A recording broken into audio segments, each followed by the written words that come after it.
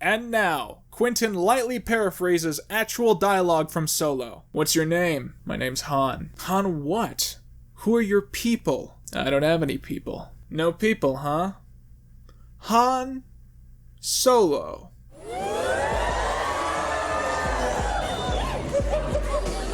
That's my name now. So what's your name, huh? Chewbacca. That's too long. I'm gonna have to figure out a shorter version of that.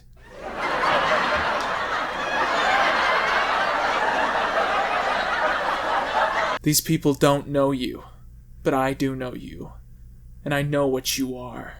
Oh yeah? What am I then? You're the good guy. I'm not the good guy. No, you are. You're the good guy. I had a really big fancy intro with a lot of analysis and a lot of thesis statements. Instead, I'm gonna say this. Solo is the Star Wars version of Suicide Squad. Solo is cartoonishly inept. Almost nothing went right when they were making this, and the final product is an absolute travesty. But the film's biggest sin is feeling without purpose or weight. Not only did I hate this movie, I honestly think that with time, Solo could eventually earn the coveted title of so bad that it's good. The film is insulting and embarrassing for everyone involved, but the entire time me and Caleb were honestly laughing our asses off. This movie is like a satire of what we expected it to be. Spaceballs is to Star Wars as Solo is to Solo. It should be said that this video is going to be unapologetically stocked full of spoilers, so if you care about the movie and you haven't seen it yet, don't watch this. Also, if you disagree with me in this video, that's totally fine. People often forget that reviews are nothing more than fancy pants descriptions of personal experiences, and I can't take away any feelings or experiences that you had while seeing this movie. But on that same note, expecting me to stop and define what a review is every 10 seconds in my video, constantly pointing out this is an opinion or this is an opinion, that's pretty unreasonable. Anyways, here's my review. Harrison Ford once said that the reason that he has always been so excited to return to Indiana Jones, while he's been very timid to return to Star Wars in any way, is that Han Solo is not an interesting character. The character doesn't really interest me that much, and I don't think he's got as much depth as we can bring to the character of Indiana Jones. And I've always partially agreed with this sentiment. Han Solo has always been there, he's always been part of the team, but I've never thought that he was worthy of standalone attention. That was until The Force Awakens, when this was very much rectified. The story of Ben Solo and Han's death by his hands totally turned the tides in terms of my investment in his story. Solo's journey suddenly seems epic, tragic, and Shakespearean, and it's pretty easy to understand why Ford wanted it to end this way from day one. So, when some genius at Disney decided that the next Star Wars standalone movie would be about Han Solo before he had depth, before he had tragedy, and even before he met Luke, I think we were all a little bit puzzled. Han Solo starts off as a smug, uninteresting jackass who finds love and admiration for his friends and family entirely through his experiences with them. I do not need or want a story set before that. However, as more and more promotional material came out and we saw characters like Lando and Chewie come to life, I started to change my mind. About a month out, I was seriously, unironically excited to see this movie. I couldn't wait to see how this story came to life. And then, on Thursday, May the 26th, 2018, I looked at the title again. And that was a grave mistake. Because suddenly I realized I still didn't care. But the thing is, I had already pre-ordered my tickets like a month before when I actually cared, so I reluctantly called an Uber and waited to see the movie. And almost immediately, my Uber sent me this message. Are you going 10 miles? If not, cancel. Too far.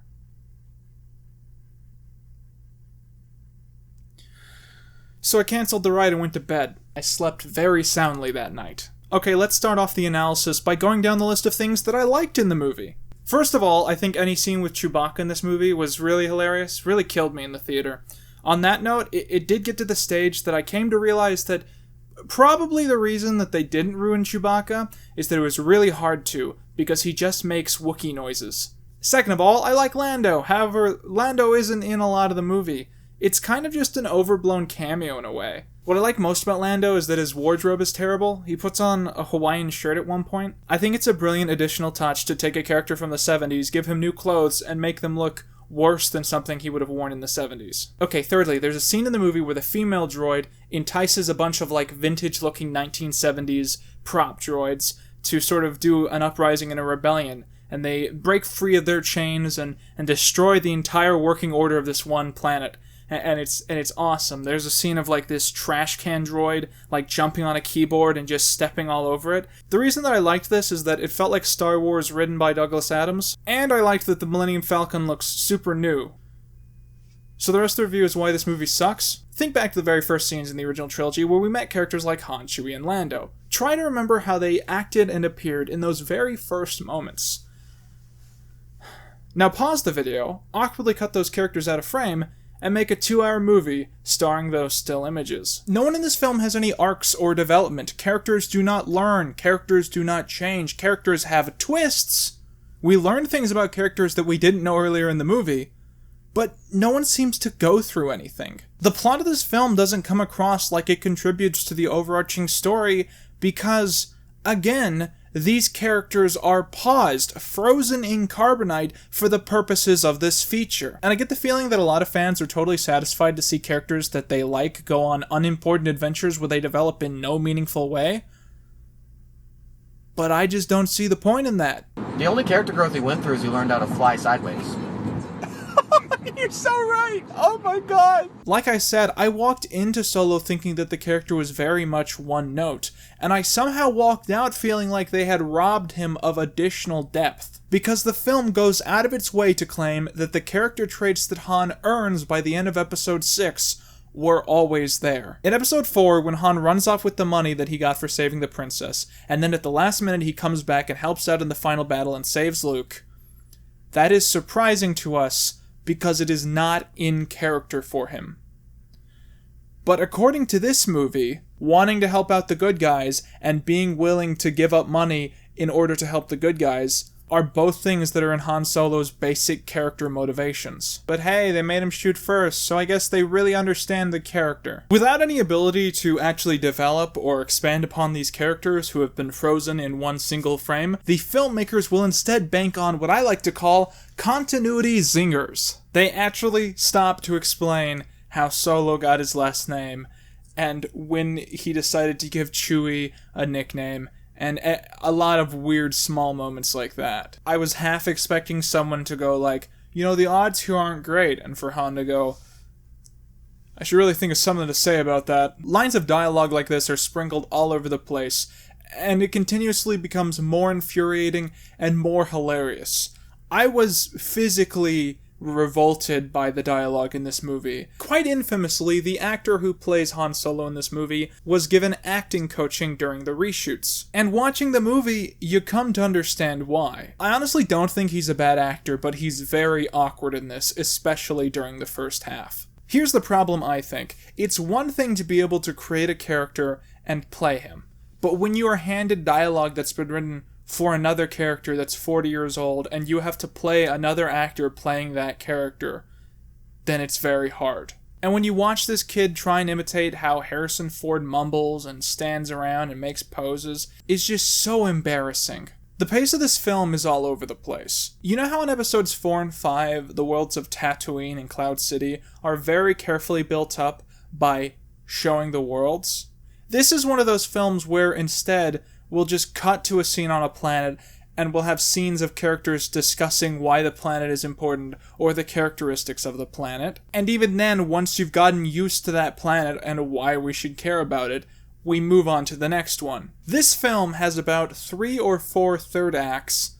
It has 1 initial act. It has no middle act. One of the final acts is set on a desert planet, and I don't think I've seen a series of scenes directed this poorly since the prequels. It's supposed to be like an old western standoff, but they're not filming it on a level area. So everyone's trying to do a badass pose, but everyone is also really close to falling over. And there's this dramatic music playing over it, trying really hard to compensate for how awkwardly this sequence is filmed. You can tell that the people who did the music were trying really hard to overcompensate. Every once in a while there's a scene that should be important, but it's done badly, so they'll just blast the Star Wars theme at you. Da da, this is a good scene. Please don't hate this scene. We tried our best.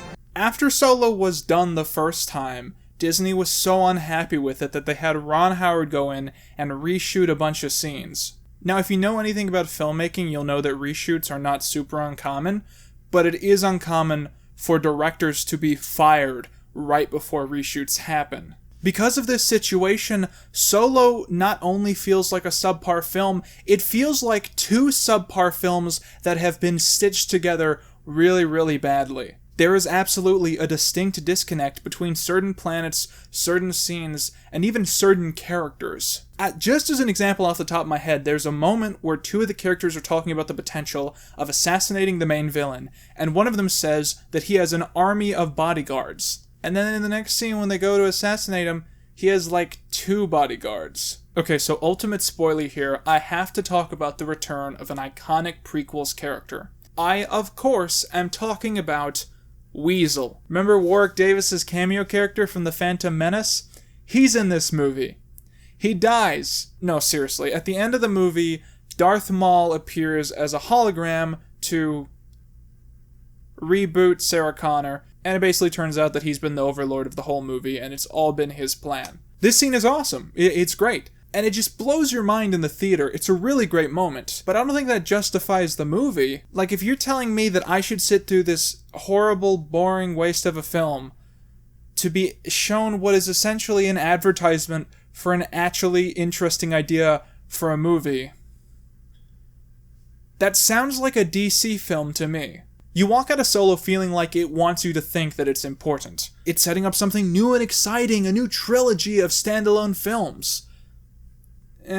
The most I can say is that I'm excited to see someone make actually good movies about Lando and Maul. But even that sentiment is diminished directly as a result of me having seen this film. I feel so bad for the people involved in Solo, especially Ron Howard. Because what you have here is a train wreck from the concept to the scripting to the filming, and then you got Ron Howard running around with a pack of Band-Aids trying to fix it at the last minute. And I honestly think the movie is a lot better directly because of his intervention. I mean, it's still terrible, but it's not his fault. Final thoughts. I feel like Disney wants Star Wars to be their immortal evergreen franchise that will last 100 years, but their problem is that they're quickly running out of stories that most people are invested in. All of the success stories that Disney has had with Star Wars so far are directly connected to the original trilogy, whether it be a sequel or a prequel. Disney wants it to be the case that they can make a Boba Fett movie, a Yoda movie, a Chopper movie, and people will see it entirely off of the basis that Star Wars is in the title.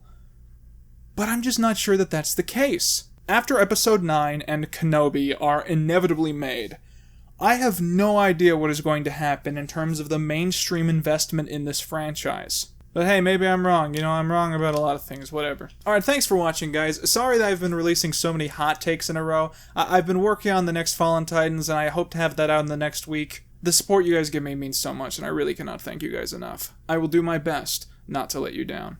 That's all you need. I can't believe how bad this movie was, Caleb. It was remarkable. My mouth was agape for the first 20 minutes. I kept looking at you to make sure I wasn't going insane. And sometimes you weren't, you were just stoic and just staring, And I was like, am I going crazy? Is this actually happening? Am I in a psych ward?